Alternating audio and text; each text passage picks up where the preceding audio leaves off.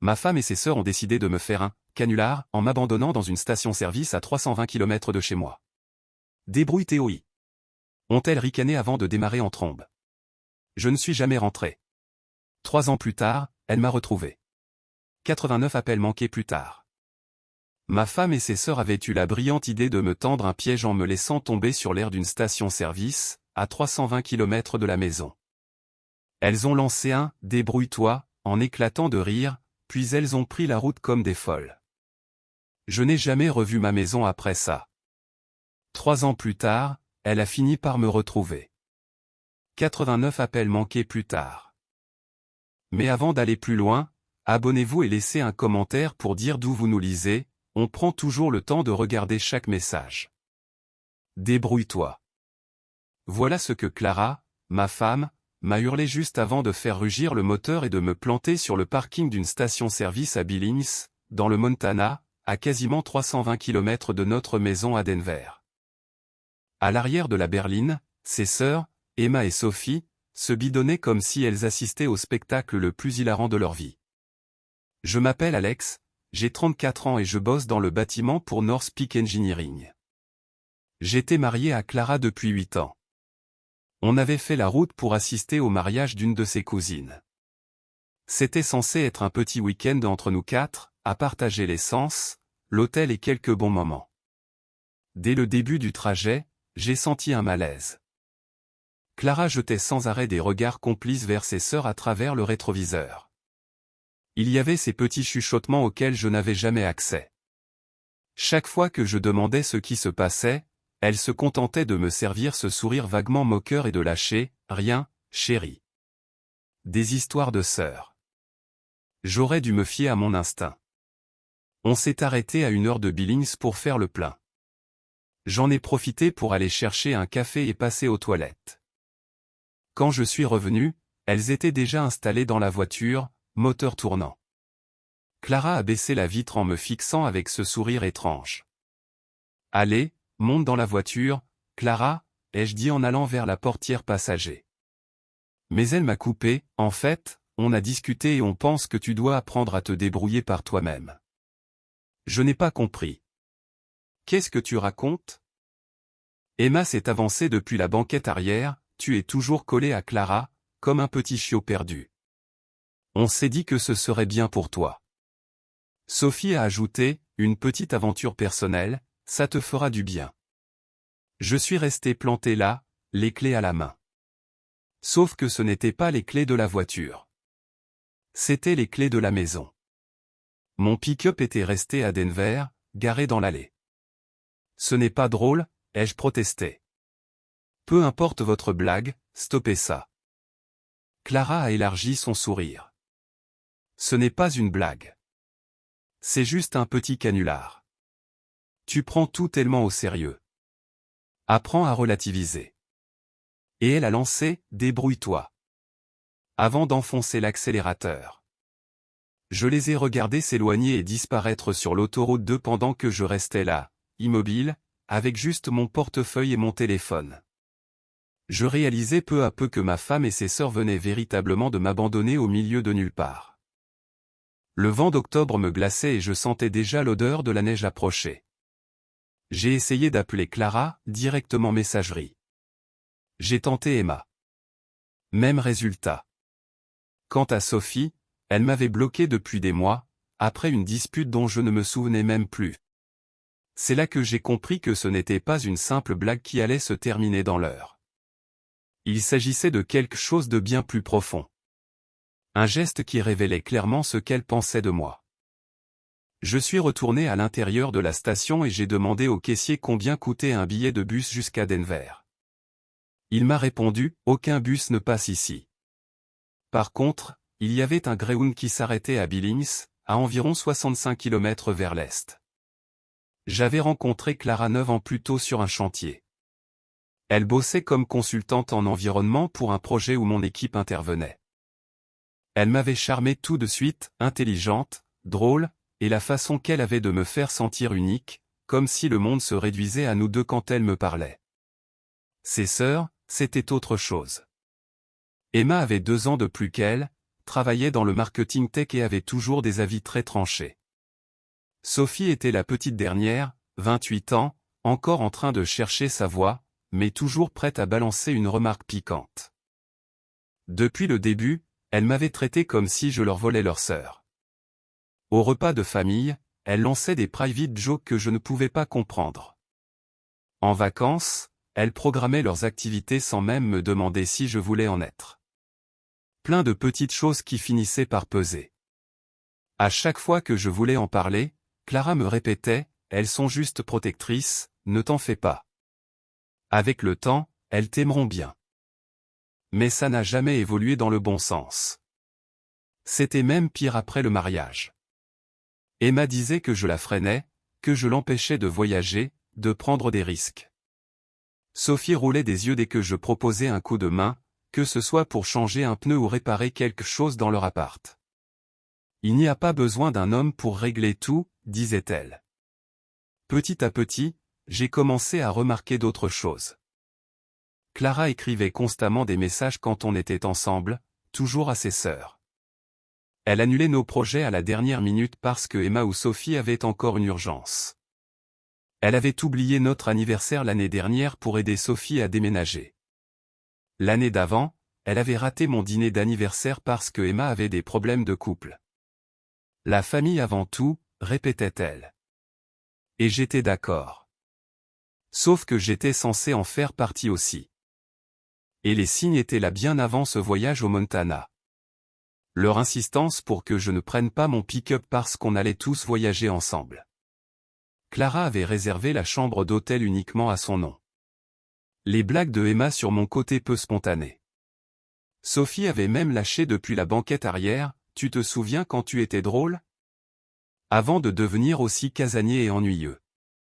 J'avais ri, mais ça m'avait touché en plein cœur. Je travaillais facilement 60 heures par semaine pour que nous menions une vie confortable. Je m'occupais des réparations dans la maison, j'organisais nos vacances et je veillais à ne jamais oublier les dates importantes. À mes yeux, c'était ça, être un mari responsable. Mais ce soir-là, debout sur le parking de cette station-service, à regarder le soleil disparaître derrière les collines du Montana, j'ai compris que je me trompais depuis longtemps. Pas sur l'idée que je me faisais du mariage, mais sur la personne à qui j'avais donné ma confiance. Le caissier m'a laissé utiliser le téléphone de la boutique pour appeler une compagnie de taxi à Billings. C'était une course de $60, une somme que je ne pouvais pas vraiment me permettre à ce moment-là, mais je n'avais pas le choix si je voulais atteindre la gare routière. J'ai ensuite pris un bus pour Denver, 14 heures de trajet. 14 heures assis dans un siège trop raide à repenser à mon couple, à ces 8 années que j'avais passées à essayer de rendre ma femme heureuse. Je consultais mon téléphone toutes les 5 minutes, convaincu qu'elle finirait par envoyer un message, une excuse, n'importe quoi montrant qu'elle avait compris qu'elles avaient dépassé les bornes. Mais rien. Pas un signe. Vers minuit, quelque part près de Casper, dans le Wyoming, la vérité m'a frappé. Il n'avait jamais été question de me rendre plus indépendant ou de m'aider à lâcher prise. Leur objectif était de me rabaisser, de remettre à ma place, l'intrus, dans leur petite meute. Je me suis souvenu de toutes ces fois où j'avais abandonné mes idées parce qu'elles voulaient changer nos plans. Les moments où j'avais ravalé mes mots quand elles se moquaient de moi. Toutes ces excuses que j'avais prononcées pour des choses dont je n'étais même pas responsable, juste pour éviter les conflits. Le pire, ce n'était pas de rester planté là, abandonné. Le pire, c'était de réaliser que tout cela avait probablement été préparé bien à l'avance, peut-être pendant des semaines, assis chez Emma, en train de construire ce plan et de rire de ma naïveté. Quand le bus est enfin arrivé à Denver, vers 8 heures du matin, je savais exactement quoi faire. J'ai pris un taxi jusqu'à la maison, persuadé que j'allais trouver la voiture de Clara dans l'allée. Mais rien. Notre maison était vide, exactement comme nous l'avions laissée le vendredi matin. Je me suis assis à la table de la cuisine et j'ai prévenu le travail que j'étais malade. Puis j'ai fait quelque chose que je n'avais jamais envisagé auparavant. J'ai fouillé dans les affaires de Clara. Pas par jalousie, ni par paranoïa. J'avais juste besoin de comprendre qui j'avais réellement épousé. Son ordinateur portable était protégé par un mot de passe, mais elle ne prenait jamais la peine de fermer les onglets. Je suis tombé sur des mois de discussions de groupe entre elle et ses sœurs. Des captures de nos conversations privées qu'elle leur avait envoyées, toujours accompagnées d'émojis morts de rire. Des photos de moi en train de dormir, avec des commentaires comme « déconnecté du monde », comme toujours, ou « incapable de se rendre compte de ce qui l'entoure ». Et puis il y avait cette discussion à propos du voyage dans le Montana. Celle qui m'a brisé intérieurement. C'est Emma qui avait lancé l'idée, on devrait carrément le laisser quelque part et voir au bout de combien de temps il retrouve la maison. Sophie avait répondu, « Oh monsieur j'ai tellement, il dépend de Steph pour tout. » Clara avait écrit, « Vous êtes affreuses, les filles, mais ce serait tellement drôle. » Elles avaient prévu chaque étape. L'arrêt à la station-service, le prétexte de l'indépendance, et même leur plan B, s'il arrive à rentrer avant nous, il appellera sûrement sa mère, ou un truc du genre, disait Emma. Gros bébé. J'ai refermé l'ordinateur avec un goût amer dans la bouche et je suis resté là sans bouger pendant plusieurs minutes. Ensuite, je suis monté à l'étage, j'ai rempli un sac et je suis parti. Je n'ai laissé aucun mot. Je n'ai pas coupé l'eau ni l'électricité, je n'ai même pas fermé la porte à clé. Je suis sorti comme elle l'avait fait. La seule différence, c'est que moi, je n'avais pas l'intention de revenir. J'ai récupéré mon pick-up et j'ai pris la route jusqu'à chez mon frère Max à Colorado Springs. Il travaillait de nuit dans une usine et sa deuxième chambre était libre. Quand j'ai frappé à sa porte avec mes affaires et sans explication, il s'est contenté d'un signe de tête et m'a tendu une bière. « Tu restes combien de temps ?» m'a-t-il demandé. Aucune idée. Max n'avait jamais apprécié Clara.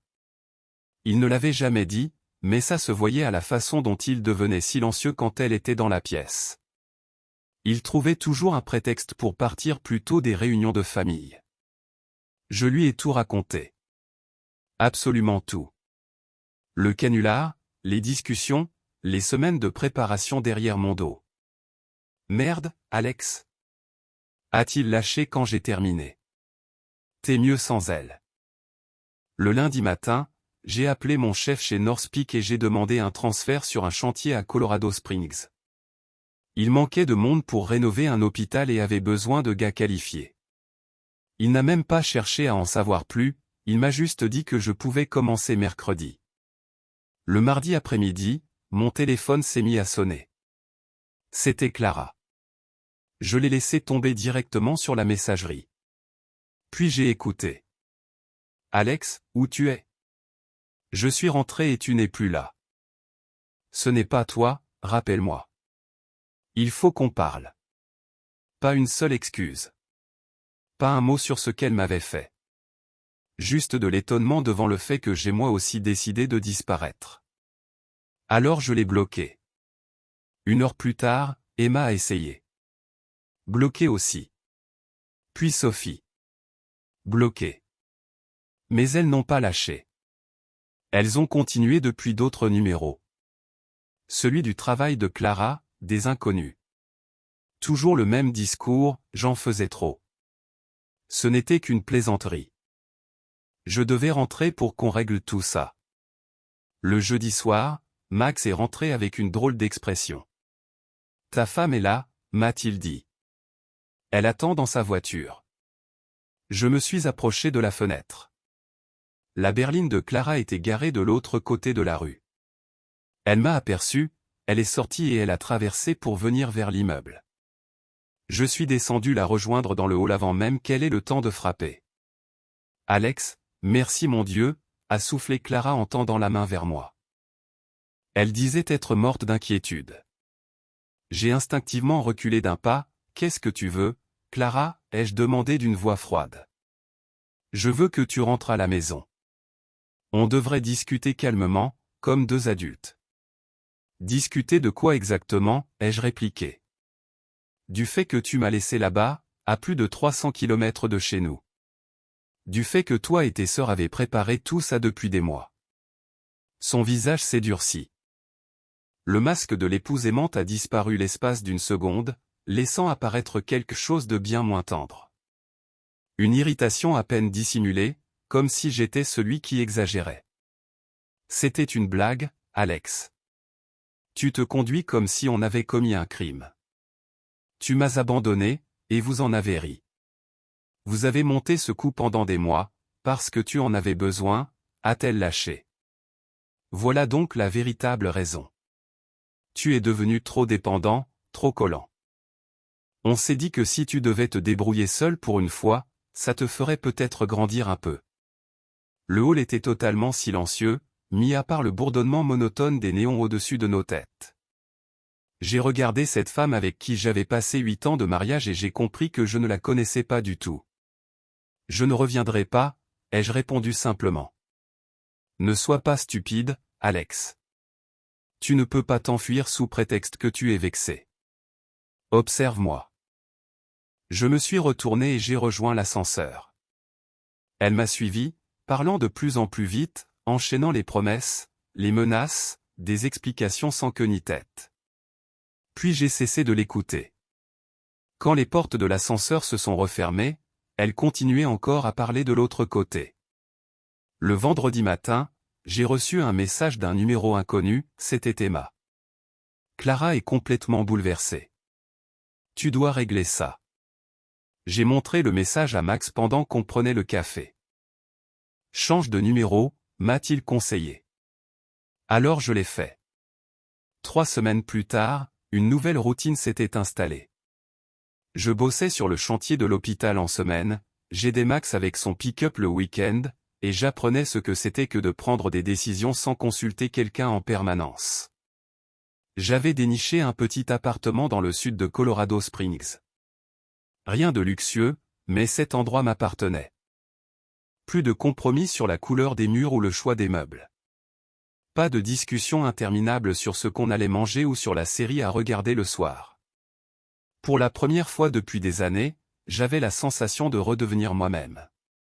C'est à ce moment-là que ma mère a appelé.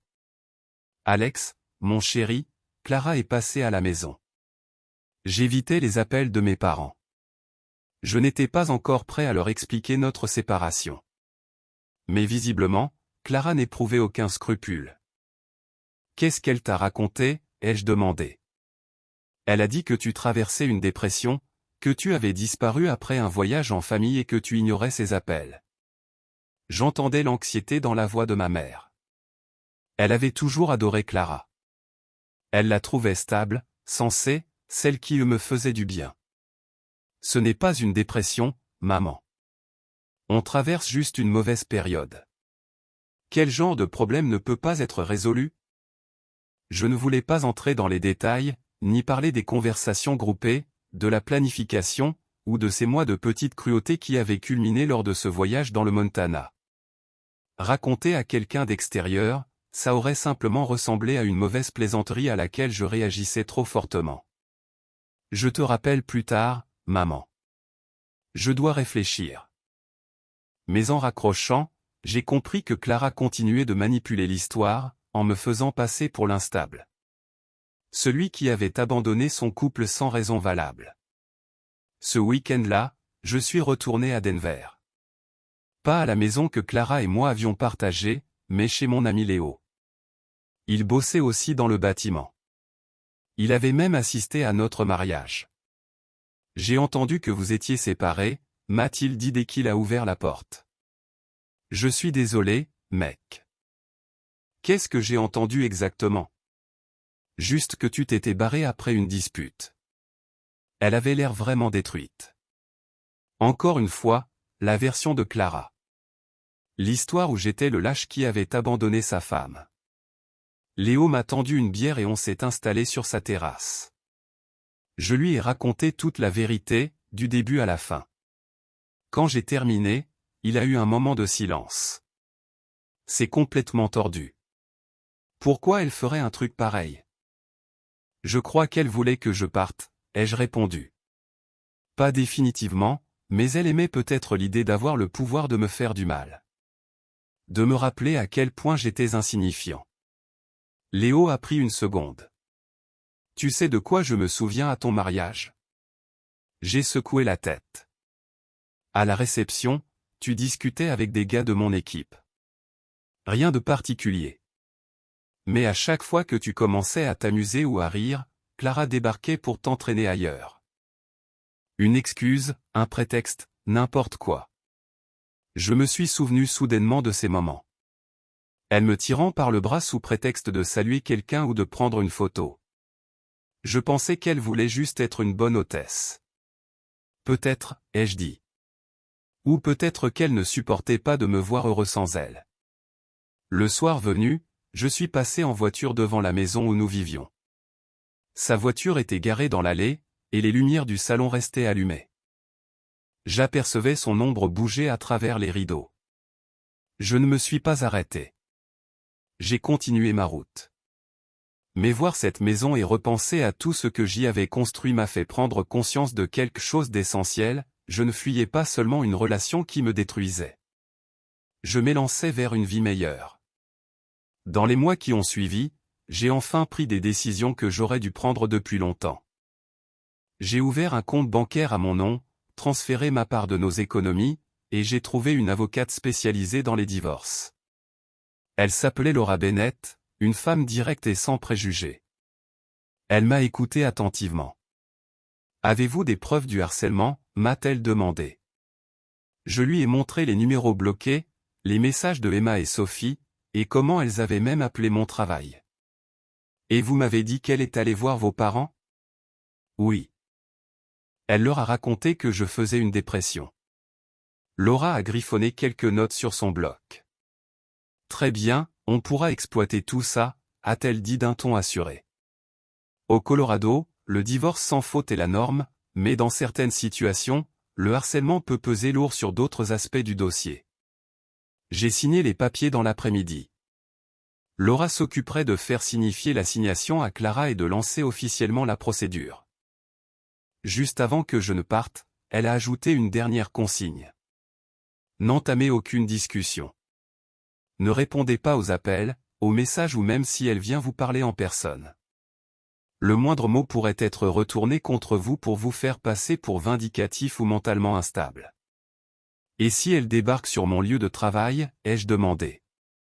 Notez chaque incident. Appelez la police si ça dérape, mais ne vous impliquez pas directement.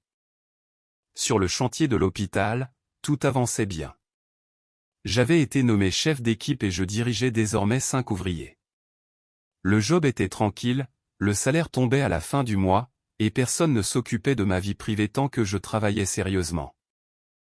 Je m'étais inscrit à des cours du soir au Community College, gestion d'entreprise, une discipline qui m'avait toujours attiré, mais que je n'avais jamais pu explorer parce que Clara et ses sœurs exigeaient sans cesse mon attention. Pour la première fois depuis longtemps, j'avais de la place pour penser à moi, pour réfléchir à ce que je voulais vraiment au lieu de simplement réagir aux attentes des autres. 2 mois après avoir déposé ma demande de divorce, Max m'a appelé au boulot. « Ton avocate veut te parler. Elle dit que c'est urgent. » Je suis allé voir Laura dans l'après-midi. Sur son bureau, une pile de documents et un léger sourire de satisfaction. « Votre femme n'est pas restée les bras croisés », a-t-elle commencé. Elle a engagé un avocat et ils veulent faire jouer l'abandon du domicile conjugal. Elle prétendait que j'étais parti sans prévenir et que je refusais toute thérapie de couple. L'abandon, ai-je répété. Laura a haussé les épaules. C'est tiré par les cheveux, mais ils affirment que votre départ était volontaire et malveillant. Ils veulent remettre en cause le partage des biens. Un froid m'a envahi. Même maintenant, même après tout ce qu'elle avait fait, Clara cherchait encore à garder la main sur la situation. Mais voilà la partie intéressante, a repris Laura. Elle avait engagé un enquêteur privé. Votre femme raconte à tout le monde que vous êtes devenu violent et qu'elle a dû fuir pour échapper au danger. C'était totalement faux. Je sais, a-t-elle poursuivi, et nous pouvons le démontrer. L'enquêteur avait découvert des publications du week-end où on m'avait abandonné, des photos de Clara et de ses sœurs en train de faire la fête dans un bar à Billings, avec des légendes du genre week-end entre filles ou liberté. Laura m'a montré les captures Instagram, Clara et les autres en train de lever des verres, leur sourire jusqu'aux oreilles. Les photos dataient précisément de la nuit où elle m'avait laissé à la station-service. Ça ruine leur version des faits, a dit Laura. On ne peut pas prétendre avoir eu peur de quelqu'un et, dans le même temps, célébrer son absence. Je regardais les images, sidéré. Sur l'une d'elles, Emma portait d'ailleurs ma casquette des Denver Broncos, celle restée dans la voiture quand j'étais entré acheter une bouteille d'eau. Ce n'est pas tout, a ajouté Laura. L'enquêteur avait aussi récupéré les messages de la conversation de groupe. Clara avait été négligente avec ses paramètres de confidentialité. Elle m'a tendu une autre liasse de feuilles. Des captures d'écran de conversation que j'avais déjà vues sur l'ordinateur de Clara, mais aussi des dizaines d'autres que je n'avais jamais découvertes. Des mois de préparatifs, de moqueries, de paris sur le moment où je reviendrai en rampant. Nous déposerons notre réponse demain, a conclu Laura. Et ensuite, on mettra fin à tout ça. L'audience a été fixée pour un mardi matin de mars. J'ai mis mon plus beau costume, le même que celui que je portais le jour de notre mariage 8 ans plus tôt. Clara était assise à l'autre table avec son avocat, un homme tiré à 4 épingles, probablement payé à la minute. Elle semblait amaigrie, fatiguée. Quand nos regards se sont croisés, elle a tenté un sourire, comme si nous étions encore du même côté. Son avocat a ouvert le bal. Il m'a décrit comme un mari instable qui avait abandonné son épouse après une dispute sans importance. Il affirmait que j'avais disparu sans prévenir, refusé toute thérapie et que je cherchais à punir Clara pour une simple blague. Votre honneur, Monsieur Alex Thompson n'attendait qu'une excuse pour mettre fin à son mariage. Il a pris une petite querelle familiale comme prétexte pour fuir ses responsabilités. Quand Laura s'est levée, elle paraissait sereine et redoutablement professionnelle. Votre honneur, j'aimerais présenter des preuves qui contredisent les déclarations de la requérante. Elle a remis au juge la pile de documents, capture d'écran, publication, preuve du harcèlement. Point par point, elle a démonté le récit de Clara. Voici des messages entre la requérante et ses sœurs, planifiant ce canular des mois en avance. Voici les publications de la soirée où elles ont abandonné mon client. Et voici des preuves du harcèlement continu après que mon client a demandé à être laissé tranquille. Le juge a étudié chaque page en silence. Je voyais l'avocat de Clara lui souffler des arguments à l'oreille, mais son visage trahissait la panique. Laura a poursuivi. La requérante a également propagé de fausses rumeurs sur l'état mental et le comportement de mon client auprès de proches. Nous sommes face à une manipulation constante et à des abus émotionnels, pas à l'inquiétude d'une épouse dévouée. Quand le juge a enfin levé les yeux, son expression était neutre mais catégorique. Au vu des éléments présentés, je prononce le divorce. Les biens seront partagés à parts égales et aucune pension alimentaire ne sera accordée. Puis il a ajouté. La Cour ne trouve aucune preuve d'abandon du domicile ni d'abus de la part de l'intimé. Dans le couloir du tribunal, Clara a tenté de s'approcher de moi, presque comme si elle voulait renouer un dialogue. Mais Laura s'est interposée immédiatement. Aucun contact, a-t-elle ordonné. L'ordonnance était toujours en vigueur. J'ai marché jusqu'à mon pick-up sans me retourner une seule fois. 3 ans après cette station-service du Montana, c'était enfin terminé. Mes cours de gestion d'entreprise ont commencé à porter leurs fruits. 6 mois plus tard, j'ai lancé ma propre société de BTP, Thompson Contracting. Au départ, de petits chantiers, quelques rénovations de salles de bain, des terrasses à réparer. Le travail était régulier, et les clients appréciaient ma fiabilité. Je tenais mes promesses, et ça commençait à se savoir. Max est devenu mon premier employé, et bientôt Léo nous a rejoints. Après que le bouche à oreille ait circulé, nous étions des entrepreneurs honnêtes, qui ne lésinaient pas sur la qualité.